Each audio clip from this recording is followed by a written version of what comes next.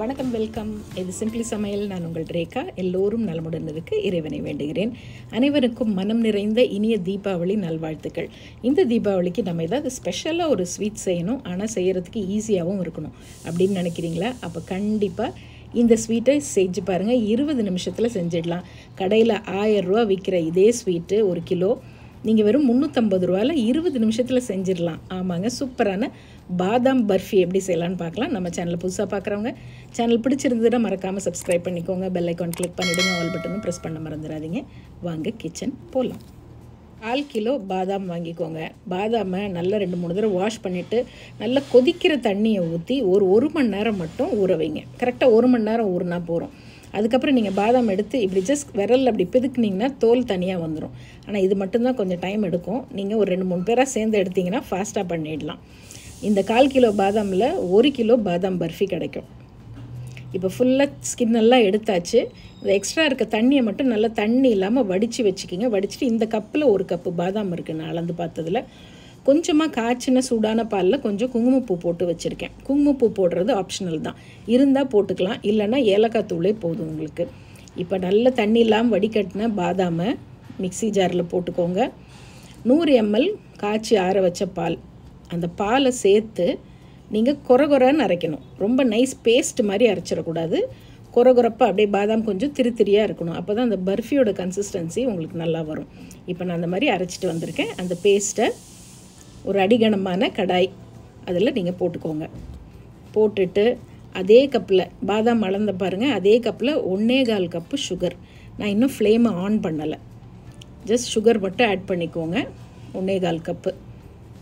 இப்போ இது ரெண்டையும் சேர்த்து நல்லா கலந்து விட்டுட்டு அதுக்கப்புறம் ஃப்ளேமை ஆன் பண்ணுங்கள். ஃப்ளேமை ஆன் பண்ணி ஒரு 2 நிமிஷத்துலேயே பார்த்தீங்கன்னா சர்க்கரை நல்லா உருகி இந்த பாதாமோடு நல்லா கலந்து ஒரு பாயசம் மாதிரி வந்துடும். ஸோ பாயசம் மாதிரி வந்ததுக்கப்புறம் தீயை மிதமாக வச்சுக்கோங்க. நான் கூடவே அந்த குங்குமப்பூ கொஞ்சம் பாலில் போட்டு வச்சோம் இல்லையா, அதையும் ஊற்றிருக்கேன். இது இருந்தால் போட்டுக்கலாம், மெனக்கெட்டு ஒரு குங்குமப்பூ வாங்கணும்னு அவசியம் இல்லை. இப்போ பாருங்கள் பாயசம் மாதிரி இருக்குது. இந்த டைமில் ஃப்ளேமை மீடியமில் வச்சுருங்க. இனி ஃப்ளேம் வந்து மீடியமில் தான் இருக்கணும். கரெக்டாக 20 நிமிஷம் நமக்கு டைம். அப்படியே முதல்ல திக்காக ஆரம்பிக்கும். இப்போ ஒரு 1/4 டீஸ்பூனுக்கும் கம்மியாக ஏலக்காய் பொடி சேர்த்துக்கலாம். இதுக்கு நம்ம தேவை வந்து ஒரு 3 டேபிள் ஸ்பூன் நெய். அதை வந்து 5 நிமிஷத்துக்கு ஒரு தடவை 5 நிமிஷத்துக்கு ஒரு தடவை ஒரு டேபிள் ஸ்பூனாக நம்ம சேர்க்க போகிறோம். இப்போ பாயசம் கன்சிஸ்டன்சியில் ஃபஸ்ட்டு 1 டேபிள் ஸ்பூன் நெய் சேர்த்து அப்படியே கைவிடாமல் கிளறுங்க. இப்போ நல்லா திக்காக ஆரம்பிக்குது பார்த்தீங்களா? அப்படியே அந்த பெரிய பெரிய பபிள்ஸ் வரும். அப்போ ஃப்ளேமை இன்னும் கூட கொஞ்சம் கம்மி பண்ணிக்கிங்க. வாசனை, அந்த பாதாம் வாசனை, நெய் வாசனை, குங்குமப்பூ வாசனை எல்லாம் சேர்ந்து ஏலக்காய் தூள் வாசனை, ரொம்ப அருமையான ஒரு வாசனை வரும். பாதாமில் செய்கிறமே கை நடுவில் ஒரு 2 நிமிஷத்துக்கு ஒரு தடவை 2 நிமிஷத்துக்கு ஒரு தடவை கிளறி விட்டுக்குங்க. இப்போ நல்லா திக்காக ஆரம்பித்து கொஞ்சம் டிரான்ஸ்பரண்ட்டாக ஆகிடுச்சு பாருங்கள். ஏன்னா சர்க்கரை கரைஞ்சதுனால அப்படியே டிரான்ஸ்பரண்ட்டாக ஆகிடுச்சு. இப்போ 1 டேபிள் ஸ்பூன் நெய் போட்டுக்கலாம். ஸோ இதுக்கு அடுத்தது பார்த்திங்கன்னா 5 நிமிஷம் அப்படியே கிளற இது அல்வா பதத்துக்கு மாற ஆரம்பிக்கும். தெரியுதா உங்களுக்கு? நல்லா திக்காக ஆரம்பிச்சிருச்சு. இதே மாதிரி இது திக்காகிட்டு இருக்கும் போதே பக்கத்தில் நீங்கள் எந்த பிளேட்டில் நீங்கள் அதை வந்து கொட்டி அந்த பீசஸ் போட போகிறீங்களோ அதில் நல்லா நெய் தடவி வச்சுக்கோங்க. இப்போ அடுத்தது அல்வா பதம் வந்துட்டுருக்கு.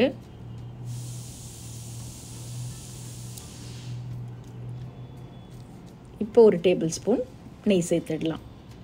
ஸோ மொத்தம் 3 டேபிள் ஸ்பூன் தான் சேர்த்து பார்த்திங்கன்னா ஒரு 50 கிராம் நெய் இருக்கும்.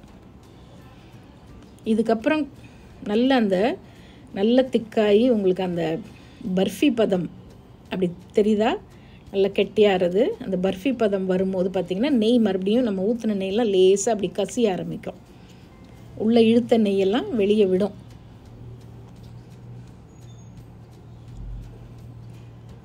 இப்போ நான் நல்ல ஃப்ளேமை சிம்மில் வச்சாச்சு. பாருங்கள், அந்த பர்ஃபி பதம் வந்துகிட்ருக்கு. அல்வா பதம் தாண்டிடுச்சு. உங்களுக்கு தெரியணுன்னா ஈரக்கையில் கொஞ்சமாக ஒரு பிளேட்டில் எடுத்து வச்சு அப்படி எடுத்து இப்படி உருட்டி பார்த்திங்கன்னா கையில் ஒட்டாமல் அப்படி உருண்டுட்டு வரும். இந்த பதம் வந்துருச்சுனாலே பர்ஃபி பதம் வருதுன்னு அர்த்தம். இதுக்கப்புறம் 1 நிமிஷம் போதும், அப்படியே ஆஃப் பண்ணிவிடுங்க ஃப்ளேமை. ஆஃப் பண்ணிவிட்டு நம்ம நெய் தடவி வச்சுருக்க பிளேட்டில் அதை அப்படியே எடுத்து கொட்டிடுங்க. கொட்டிட்டு நம்ம தோசை திருப்பி வச்சுருப்பீங்க இல்லையா, அதில் லேசாக நெய் தடவிட்டு அதை வச்சு அப்படியே ஈவனாக சமன் பண்ணி விட்டுருங்க எல்லா பக்கமும். டேஸ்ட்டும் அட்டகாசமாக இருக்கும், வாசனையும் சும்மா கமன்னு வீடே மணக்கும். இது என்ன பண்ணட்டும், நல்லா கொஞ்சம் நேரம் ஆறட்டும், டிஸ்டர்பே பண்ண வேண்டாம். ஒரு பாதி, அதாவது கை பொறுக்கிற சூடுக்கு வந்தோடனே நீங்கள் கத்தி வச்சு அப்படியே பீசஸ் கட் பண்ணிவிடுங்க. ஏன்னா நல்லா இறுகிருச்சுன்னா அப்புறம் நம்ம கட் பண்ணி எடுக்க முடியாது. இந்த மாதிரி அப்படியே கட் பண்ணி வச்சுட்டு அதில் மேலே டெக்கரேஷனுக்காக நான் பாதாமை அப்படி பாதியாக கட் பண்ணி உள்ளே அப்படியே அமுக்கி விட்டுட்டிங்கன்னா பார்க்குறதுக்கு இது பாதாம் பர்ஃபி அப்படின்னு பார்த்தோன்னே தெரிஞ்சிடும். அதுக்காக தான். இல்லை வேறு ஏதாவது டெக்கரேஷன் நீங்கள் மேலே போடுறதுனாலும் போடலாம். இப்போ நல்லா ஆறுனதுக்கு அப்புறமா ஃபஸ்ட்டு ஒரு பீஸை கட் பண்ணி எடுக்கிறது தான் கொஞ்சம் அப்படி சிரமமாக இருக்கும். ஒரு பீஸ் வெளியில் வந்துருச்சுன்னா அதுக்கப்புறம் அழகாக அல்வா மாதிரி டக்குன்னு எல்லா பீசஸையும் நம்ம எடுத்துடலாம். நல்லா ஃபுல்லாக கம்ப்ளீட்டாக ஆறி நல்லா கொஞ்சம் இறுக்கமாக ஆகிடும். அதுக்கப்புறம் அழகாக எடுத்துடுங்க. எடுத்துட்டு நீங்கள் சூப்பராக சர்வ் பண்ணலாம். நல்ல டேஸ்ட்டாக இருக்கும், நல்ல ரிச்சாக இருக்கும். புதுசாக செய்கிறவங்க கூட ஈஸியாக செஞ்சிடலாம். ட்ரை பண்ணி பார்த்துட்டு எப்படி இருக்குன்னு சொல்லுங்கள். நம்ம சேனலை ஃபேஸ்புக்லேயும் இன்ஸ்டாகிராம் பேஜ்லேயும் ஃபாலோ பண்ண மறந்துடாதீங்க. இன்னொரு ஃபென்டாஸ்டிக் ரெசிபியோடு மறுபடியும் பார்ப்போம். இது சிம்பிளி சமையல். நான் உங்கள் ரேகா. தேங்க்ஸ் ஃபார் வாட்சிங். Take care. பை.